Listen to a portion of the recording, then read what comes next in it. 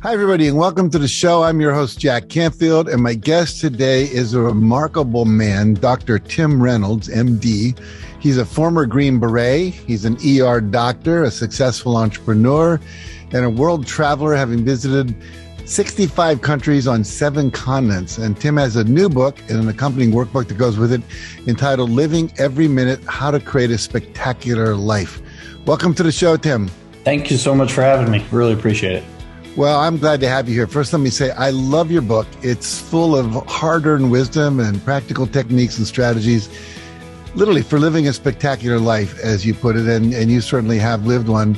So let's talk about your book. There are thousands of books on self-improvement in the world.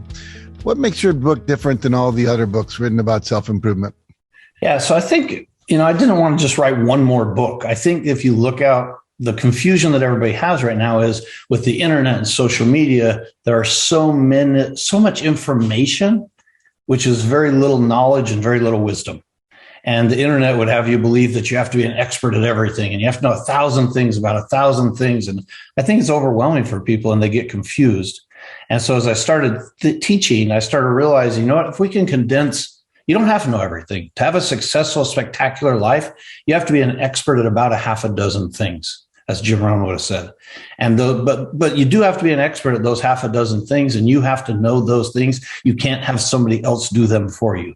You can't have somebody else live your marriage for you or do your health for you. So the things that you really need to be an expert at, you need to be the expert. You need to be the one who is always taking care of those things. But you can kind of let the rest go. So the book is really about how do you decide which are the most important things that are going to create a spectacular life? And then once you've decided what those things are, how do you become an expert at those things so that you can do that?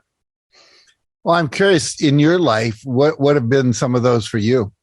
So health, I think, nobody can do your push-ups for you, right? You can't delegate being a good business partner. You can't delegate being a good father. You can't delegate your wealth. I mean, you can get a lot of advice, but if you delegate it too much, you won't have any wealth, as I'm sure are aware. So it's your own constant, never-ending improvement, mental, spiritual.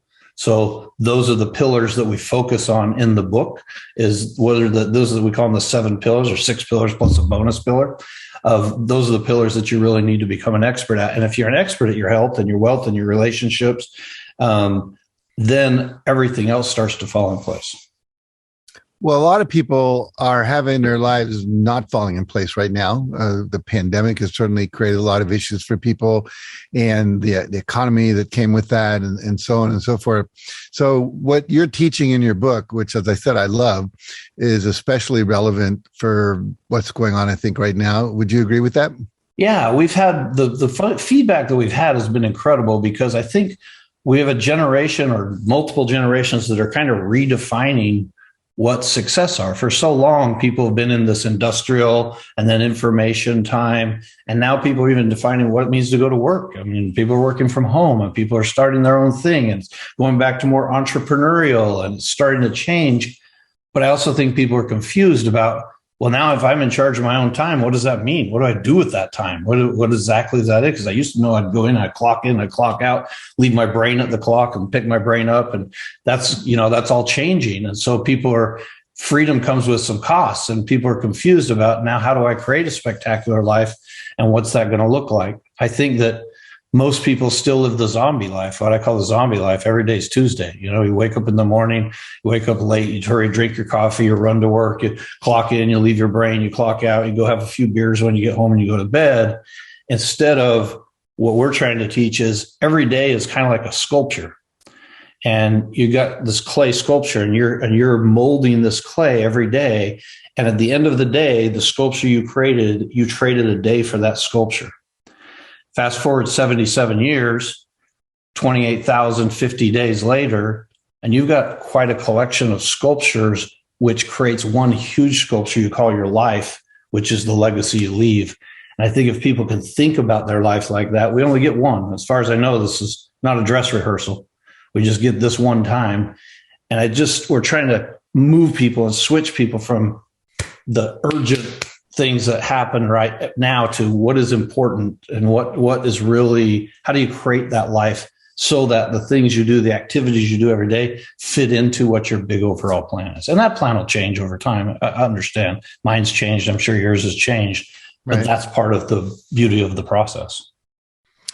Now, as you know, and I know, writing a book is not an easy thing to do. It takes a lot of time and effort and focus. And you did that. What made you stop and take the time to write a book? And why are you so passionate? You're really passionate about it. I really am. Why? What was there a defining event or? There was, interestingly. I mean, I think there's been several over my life. I'm sure there has been in your life. And in the book, I talk about some of them, taking care of ER patients, a burn patient who comes in who's obviously going to die, and I get to have a conversation with him. I know he's going to die, but he doesn't. And what led to this? And or a guy literally lit himself on fire in his car. And so there are a lot of defining moments like that in the ER. But what really started on the book journey is I was actually sitting in Fiji at Tony Robbins' house with a mentor of mine named Keith Cunningham, who's a business genius. And we were all sitting around talking about freedom and riches and the choices that you get if you have more money, et cetera, et cetera. And I was just taking notes like crazy because I'd never met Keith before. And so I'm just like writing. And I always write on the right-hand side of a page. And then on the left hand, I'll just kind of put aha moments. And he was saying, secondary and tertiary consequences of wealth allow freedom, which allow you to help others, which allow you to create a spectacular life. And I remember writing specifically on the left-hand side of the page and said, what if the goal is not to get rich? What if the goal is to create spectacular? And it changed everything I thought about, because I thought that doesn't mean you're not going to need wealth. You will, so that you can create spectacular, not the other way around. Mm-hmm. And so I started thinking about that, and I thought, well, what is a spectacular life? What would that look like? I'd have a house on an island and maybe one in Jackson Hole. And what if, you had a jet? Or what if you could help 1 million people to improve their lives? Or what if you could open a charity? What is spectacular? And in order to get that, who would you have to become? And so I started reading and studying everything I could get my hands on, thinking about what if the goal is to create spectacular, so that my thought is this: you have one moment, you get one thought, and then you die. And I want that thought to be something like, wow, what a journey. That was amazing, And so what kind of life would you have to live? And how could we help teach others to do that same thing? Mm-hmm. I think, it's interesting. One of my close friends, who's a great teacher of this work, I just found out is dying right now. And he can look back on an amazingly spectacular life, but you never know how much time you have. You start your book with a very moving story about a young boy who was brought into your ER. Would you share that story with us? Sure. Yeah. They were actually traveling. I still get choked up just thinking about it. They were traveling from Fort Bragg, North Carolina to Fort Hood, Texas. We were in Texas, and they called in, and they were just literally on their way, traveling between one base and the other, went out to a lake to just have some kind of lake time as a break. And they're all swimming and looked around, and 4-year-old blonde hair, blue eyes boy's missing. And they're searching in the lake, can't find him. They finally find him. And the EMS calls in and says, we got a 4-year-old drowning. We're bringing him in. We've done this and this, resuscitated him. And they brought him in.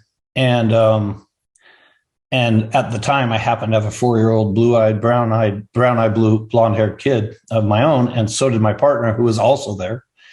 And, we resuscitated that baby for an hour. And unlike the movies, it didn't end like it should. And he didn't make it. And then I had to go down the hall and tell a family that their 4-year-old that an hour ago was perfectly fine in the car is now gone. And that's the bane of an ER doctor. But one of the things you learn from those experiences is you just literally never know. I mean, you just don't know when today's the last day. And so you have to living every minute means literally living in the present. Don't live in the past. It's a good place to learn from, but don't live there. Don't live in the future too much. Plan for it, but live right now in this moment with you and I, because this is the only present that we have. Yeah, exactly. You've helped a lot of people, not only with your book, but also the work you do. I know you do some retreats for men, and also now you're starting to do them for women as well. Can you talk about those for a few minutes before we bring this to a close? Yeah, absolutely. We do a course called Reclaim Your Gladiator for Men. That's out of my ranch in Texas. It's a 3-day course. We bring men in and teach them what true masculinity looks like, that it's not abusive and all of the things that the society would have you believe. True masculinity is you and me, protective, taking care of others, helping others.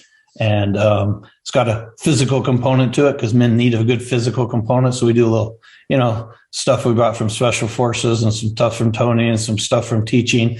But the real magic happens in the classroom where we do the mental, spiritual sort of side of it, and really teach men how to reclaim who they were born to be. As I said on the first day, look, I'm not going to teach you anything you don't already know. I'm just going to remind you of something you forgot.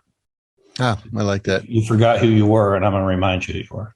And then we've done that for about 4 years, and then we started a women's version of that a couple of years ago, and putting very similar, but on the female side of that same course. Yeah, I love it. Well, you've got a great book. The workbook goes with it, so you can actually do the activities that you suggest and get the awareness and the clarity and the goals and all the things that come along with that.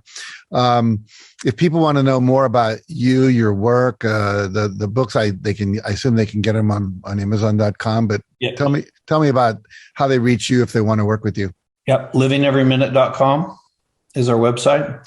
All of our events are on there. All of our products are on there. Our book's also on Amazon and Audible. I did an Audible version as well, so I think people are enjoying that. Yeah. People have no excuse. They can listen to excuse. Driving back and forth to work. This is good. It's funny. I was at a wedding reception about 3 years ago, and this guy asked me, "What do you do?" A young man, 20-something. And I said, "I write books." He said, "I don't read books." I said, "Really? Where do you get your news?" He said, "The Daily Show." I said, "Oh, I'm not sure that's the best place to get it."